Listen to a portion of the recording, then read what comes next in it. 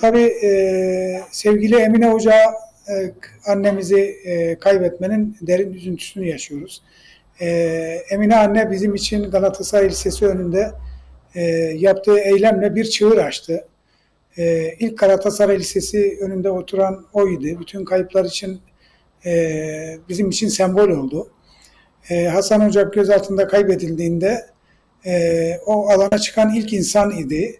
Hasan Hoca'nın ardından diğer kayıp yakınlarına da ulaşıldı ve bizlere de ulaştılar. Orada yapılan kayıplar mücadelesine biz de katıldık. Birinci haftadan itibaren bir kata bugündür 30 yıldır Galatasaray Lisesi önünde arıyoruz. Tabii Emine anne kayıplar için çok önemli bir sembol. Adeta ülkede hatta dünyada bir çığır açmıştı bizim için. Gerçekten yeri doldurulamaz önemli bir değerimizdi. Yani açıkçası çok önemli bir kayıp, çok büyük bir kayıp. Onu sevgi ve saygıyla anıyorum. Yani aynı zamanda evet, yani kayıp açısından biraz bahsettiniz ama hani geçmişten güne büyük bir mücadele birikti. Geleceğe de büyük bir miras bıraktı aslında. Mücadele mirası, direniş mücadelesi, pes etmeme mücadelesi, defalarca gözaltına alınması, darp edilmesi, yani son ana kadar da bu mücadeleden vazgeçmedi ve biraz da aslında bugünlerde barışı konuşuyoruz, barışın inşasını konuşuyoruz. Tam da bu süreçte kayıp yakınları da bu barış inşasında önemli rol misyonları var. Bu noktada neler söylemek istersiniz? Şimdi barış süreci ile ilgili öncelikle bu kaybedilen insanlarımızın akıbetinin ortaya çıkarılması gerekiyor. Sorumluların yargılanması gerekiyor. Buna ilişkin hiçbir düzenleme yok. Bizim mesela dosyamızda 30 senedir bir arpa boyu yol kat edilemedi. İşte Ocak davası zaman aşımına uğradı. Ne bileyim Cemil Kırbayır dosyası yine zaman aşımına uğradı. Bizim 30 yılı geçti. Sanırım yakında zaman aşımına uğrayacak ve birçok kayıp ailesinin açtığı dosyalar, davalar zaman aşımına uğruyor ve hiçbir sonuç alınamıyor. Şimdi öncelikle eğer barış süreci olacaksa geçmişte hesaplaşılması gerekiyor. Geçmişte yapılan bu katliamlar, bu soykırımlar, bu özellikle gözaltında kaybedilenlerin akıbetinin ortaya çıkarılması lazım. Sorunların yargılanması lazım. O kadar delilleri var ki bu kaybedilen insanların tanıkları var, birlikte gözaltına alınan insanlar var, birlikte işkence görenler var. Bütün bunların hiçbirisini dikkate almıyorlar ve hiçbir şekilde dosyaya dahil etmiyorlar.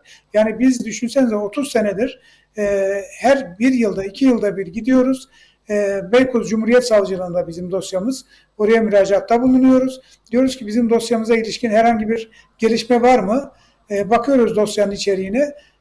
Savcılıktan çevredeki karakollara, jandarmaya, polise yazılan rutin yazıların dışında hiçbir şey yok.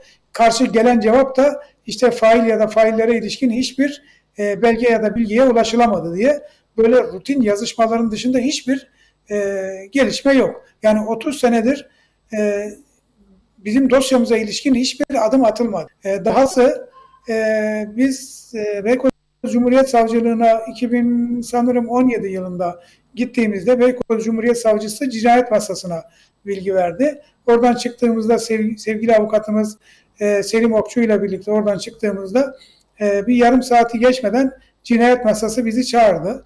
Tekrardan gerisin geriye cinayet masasına gittik. İstanbul sanırım şeydeydi bu Mecidiyeköy civarlarında, ismini şimdi aklıma gelmiyor. Gayrettepe'ye cinayet büro amirliğine gittik. Orada bize bir takım sorular sordular. İşte abin ne iş yapardı? Nasıl öldürüldü? Kimden şüpheleniyorsunuz gibilerinden. Ben cevaplarını verdim. Tamam dediler, biz size bilgi veririz dediler.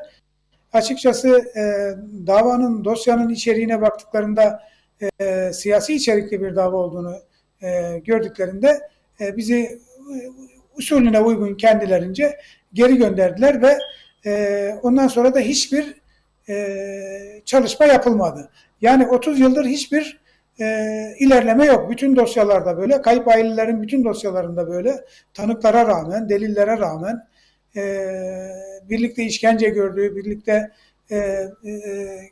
gözaltında kaldıkları insanlara rağmen hiçbir ilerleme kat edilmiyor. Bunların bir kere aşılması gerekiyor. Yani kayıp edilme olayı bir kere insanlık suçudur. Bütün dünyada insanlık suçu olarak kabul ediliyor. Kayıp edilme olaylarının zaman aşımı olmaması gerekiyor. Öncelikle buradan yasa değişikliğiyle bir kere bunun önüne geçilmesi gerekiyor.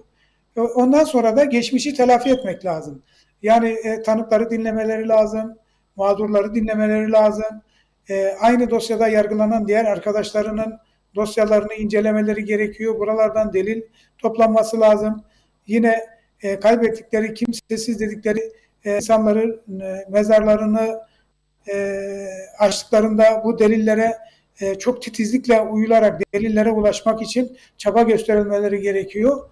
Yine mesela Ayhan Çarkın gibi birçok cinayette kendi adının geçtiğini, kendi o cinayetlerin içerisinde bulunduğunu itiraf eden insanların tanıklıklarına, ifadelerine başvurmak gerekiyor. Vesaire. Yani bunun gibi birçok şey yapılması gerekiyor ama mesele siyasi cinayet olduğu zaman maalesef devletin bütün kurumları ağız birliği ediyor, el birliği ediyor ve hiçbir şekilde bunlara ulaşılması mümkün olmayan bir duvar örülüyor önümüze. Hiçbir şekilde bunların dosyalarının akıbetinin ortaya çıkarılması için, yani bütün bunlara hakim olmak için, bütün bunları telafi etmek için devletin bir kere buna uyum yasaları çıkarması gerekiyor. Ve bu çıkardığı yasalarla bunların geçmişle bir kere yüzleşilmesi lazım. Kısaca bunları söyleyebilirim. Evet, tekrar döneriz ama